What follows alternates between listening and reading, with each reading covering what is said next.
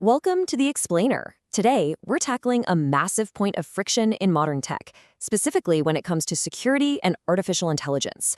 Our core mission for this session is simple, but absolutely game-changing. We're eliminating those agonizing wait times when you ask an AI a complex question.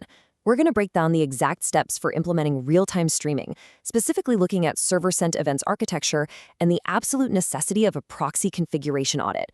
Let's jump right in. So picture this. It's a scenario we've all likely suffered through. You're deep in the trenches of a security investigation, right? You fire off a highly complex, detailed question to your AI system. And then? Nothing. You're just sitting there, staring at a blank screen. Maybe you get a spinning wheel of death if you're lucky. And you're left wondering, is the system broken? Was my query too complicated? It's just a terrible user experience, and it completely shatters your state of flow. 30 seconds. That is the specific, agonizing time frame we're talking about here. Sure, for a simple question, you might get a quick reply. But in the security world, when you're asking for a highly detailed CVE analysis complete with accurate citations, yeah, that can easily mean a 30-second wait, just staring at a spinner while the backend chugs along. Building the actual retrieval augmented generation, or RAG system, is one thing. But making that system actually feel fast to the person using it, that's an entirely different beast. Section 1. The paradigm shift, streaming versus batching. To fix this massive delay, we really have to look under the hood. Language models don't just think up an entire essay in a single millisecond. They generate text token by token, literally one piece of a word at a time. And this perfectly highlights the paradigm shift we need. The old way, batching, basically holds the entire response hostage until the final period is placed. But the new way, streaming, the server sends each individual token in real time. It's exactly like watching someone type the answer out live, right in front of you. So, how do we actually pull this off? Well, step 1 for implementing real-time streaming requires a specific architecture called server-sent events, or SSE.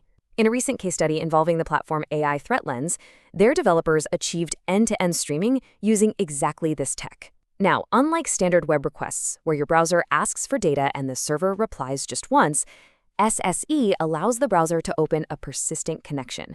This means that the server can just continuously push real-time updates straight down an open pipeline. Okay, let's dive into section 2, streaming step by step. When you transition to this streaming architecture, you can actually break down the chronological life cycle of a query. Here's the exact 4-step playbook used to create that real-time feel. Step 1, the server sends an initial step event the very moment it starts embedding your query. Step 2, it fires off another event when the retrieval phase finishes, explicitly telling the browser how many sources it just found. Step 3 is where the magic happens. It begins streaming the large language model's answer token by token, exactly as GPT generates it. And finally, step 4, once the text is completely done, it shoots over all the citations and metadata. You are kept in the loop every single second. Moving on to section 3, the proxy configuration trap. Now here is the narrative twist. You can write absolutely flawless server-sent events code, but hidden infrastructure pitfalls will silently turn your beautiful real-time stream right back into a frustrating loading spinner. The AI ThreatLens engineering team hit the nail on the head when they noted, the tricky part was not the code, it was the infrastructure. This brings us to step 2 of implementing real-time streaming, the proxy configuration audit.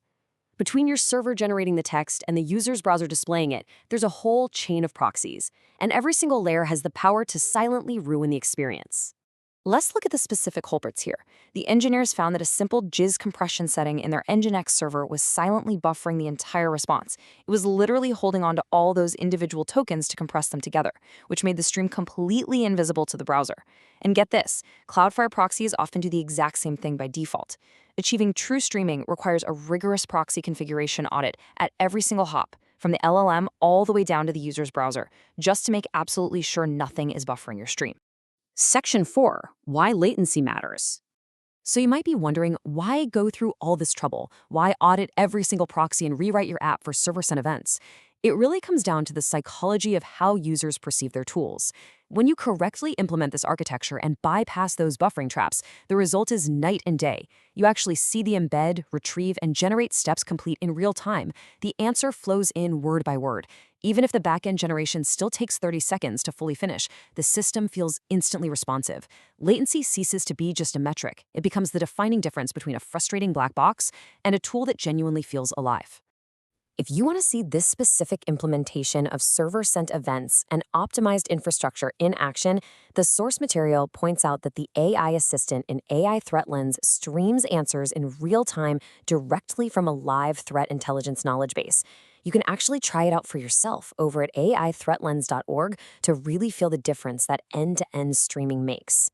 Which leaves us with a final thought for you to take away from today's explainer. Think about the internal tools or the customer-facing applications you rely on every day. Are you forcing users to stare at a spinner while a proxy silently buffers an otherwise perfectly good stream?